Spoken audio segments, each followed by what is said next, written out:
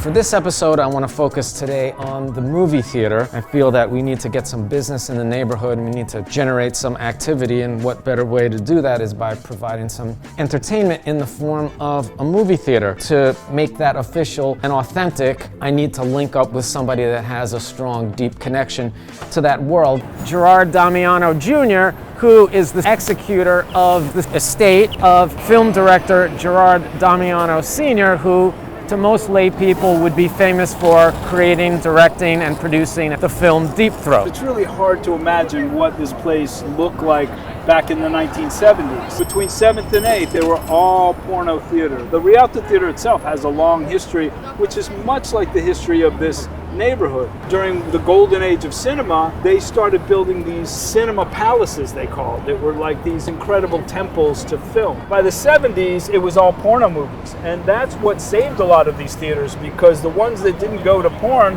eventually closed down, got shut down, or converted into something else. My father will always be known for Deep Throat, but he really aspired to make much better films. And the film that he felt was his best work was The Story of Joanna. And that film premiered 50 years ago. Back then, porn movies didn't have premieres. They didn't have big openings. They made movies and they'd play a few theaters around this neighborhood and they'd be done.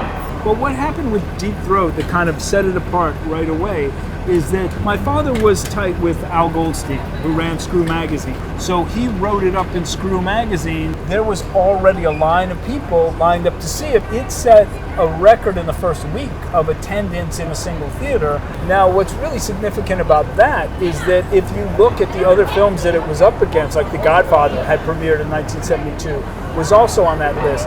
But that was playing at like 375 theaters in the United States, and Deep Throat was only playing at the one.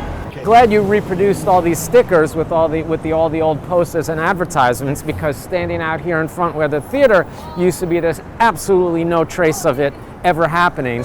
How did you find somebody an actress that could do the Deep Throat thing? And my father would laugh and he'd say, you couldn't find anybody to do that. Nobody could really do that.